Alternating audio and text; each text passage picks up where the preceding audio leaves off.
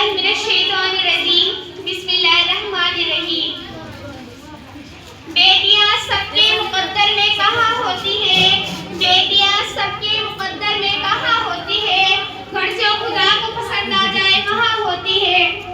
मेरे तमाम साथियों और मेरी प्यारी माँ और बहनों, अस्सलामु अलैकुम रहमतुल्लाहि व बरकातुहू।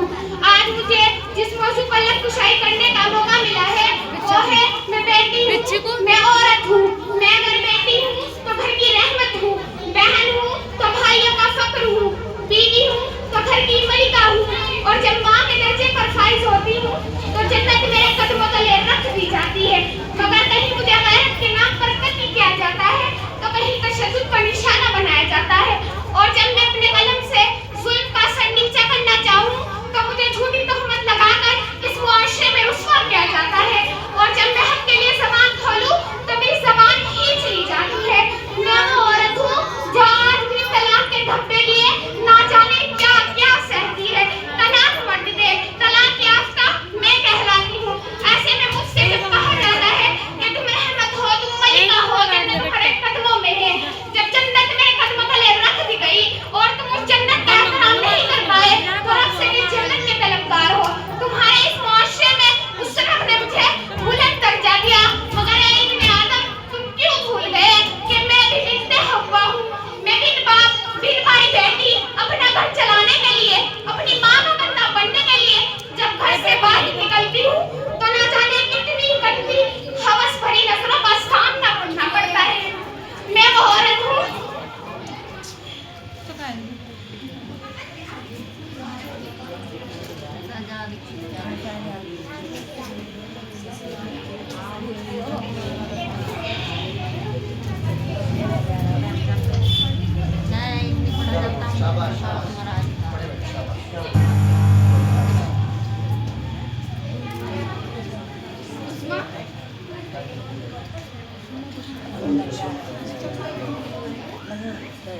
मासूम बच्चे को जिंदा दफन कर दिया जाता था।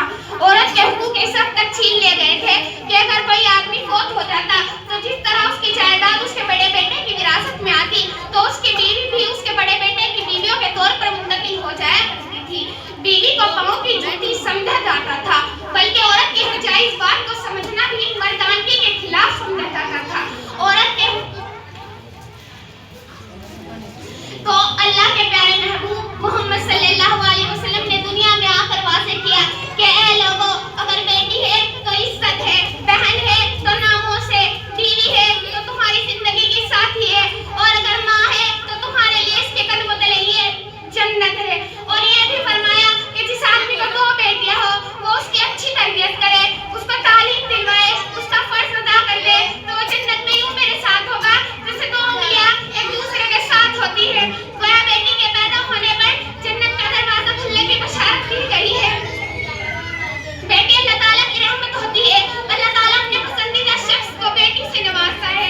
जिस घर में बेटी पैदा होती है अल्लाह तबारक व तआला फरमाता है, आज से मैं तेरे बाप का बासु हूँ। अल्लाह ताला की बेटी उसी को देता है जिसकी उसे पालने की औकात होती है।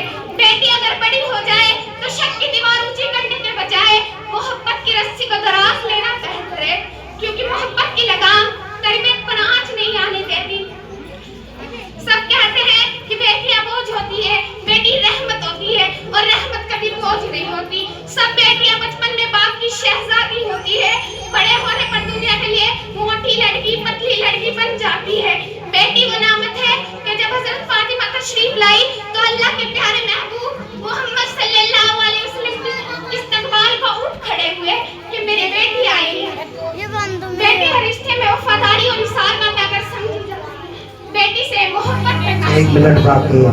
बेटी के प्यार को कभी आजमाना नहीं, वो फूल है उसे कभी रुलाना नहीं। पिता का तो गुमान होती है बेटियां, जिंदा होने की पहचान होती है बेटियां।